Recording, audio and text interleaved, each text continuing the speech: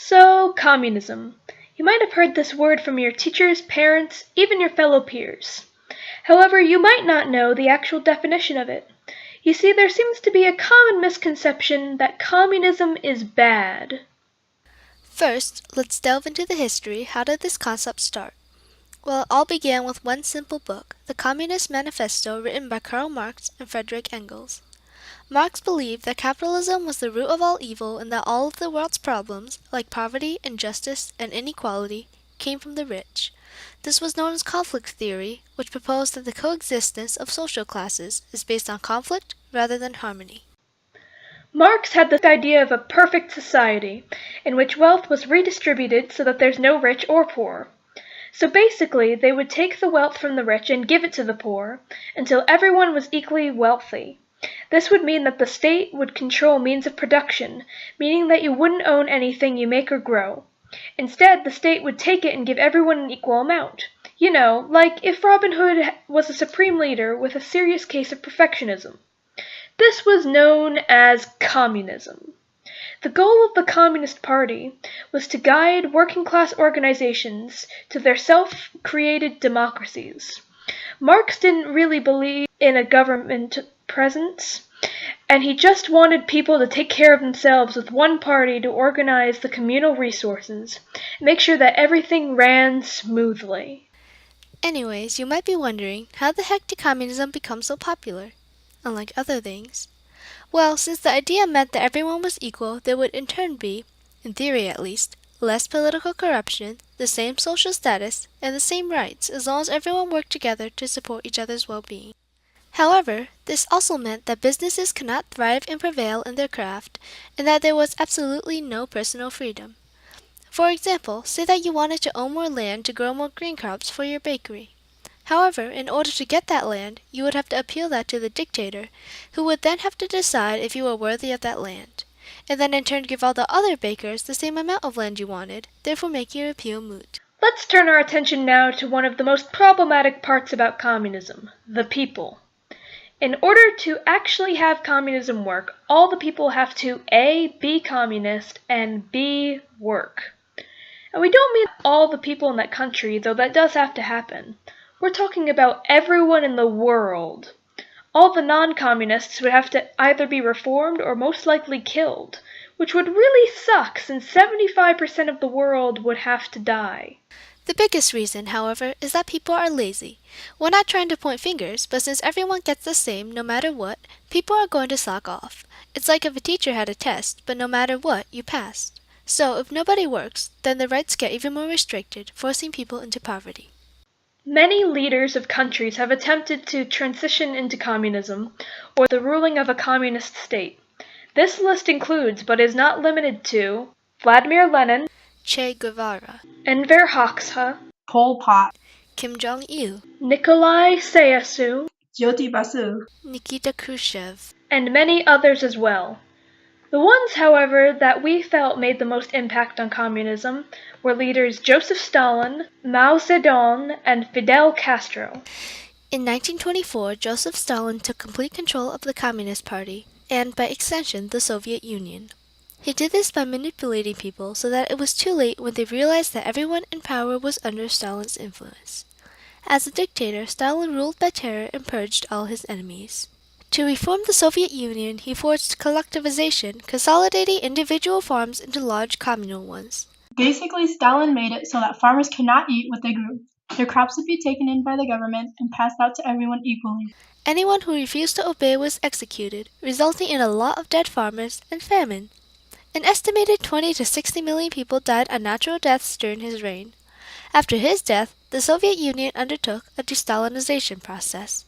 Fidel Castro, the communist leader of Cuba, began his rule in 1958 when he and his followers were able to complete the first step of an accurate communist government, the overthrow of the current government and its leader. Castro was able to improve his country's relation with the biggest communist power of the time, the Soviet Union. Castro wasn't really all that bad as a communist leader. In his early years in power, he was able to reform Cuba's education and healthcare systems. But as he continued, the civil liberties of the people became more and more restricted. In 1991, he relaxed his policies to prevent unrest, and in 2008, because of his failing health, he handed power over to his brother, Raul Castro. Mao Zedong was the leader of Republic China.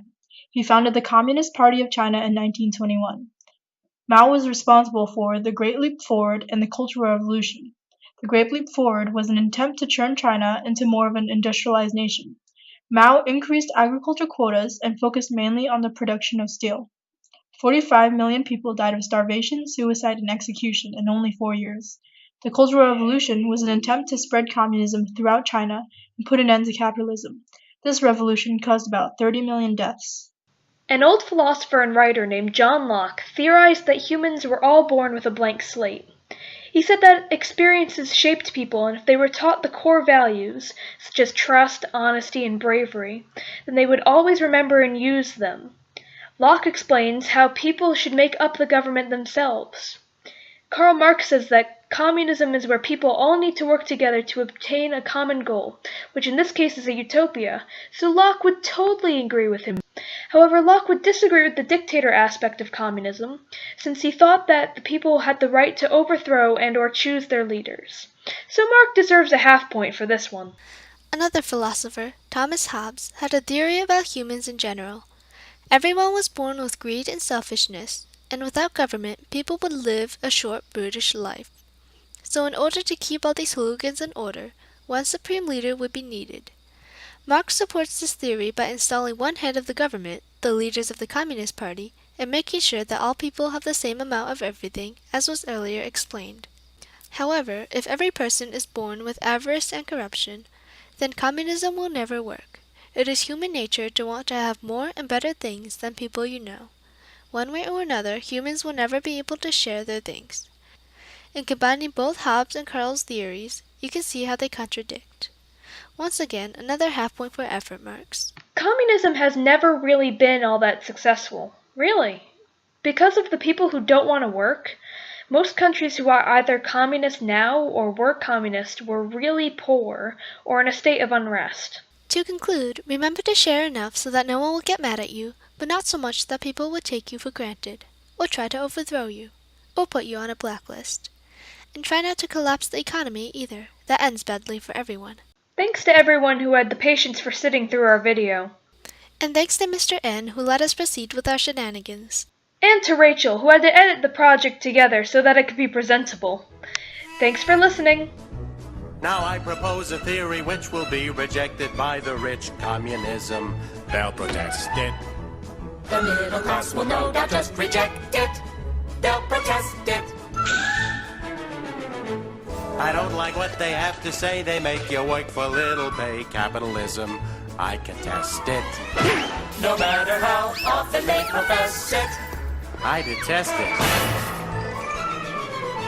So workers of the world unite to gain equality. You must fight whatever it is. Just protest it. capitalist exploitation will contest it. And protest it. Knowing Marx as I do, I'd advise you not to perplex him or to vex him, oh no. Please don't trick him or kick him cross a town. 'Cause Karl Marx, he's real smart, he's no clown. Engels right, I'm quick to fight, I hope you catch my drift. Forget the rich, just hear my pitch, fight for the working stiff. From each based on his abilities to each based on his needs. Let us sing this little riff about the working stiff. Do away with social classes, wave your handkerchief. If you want to follow Marxism, fight for the working stiff.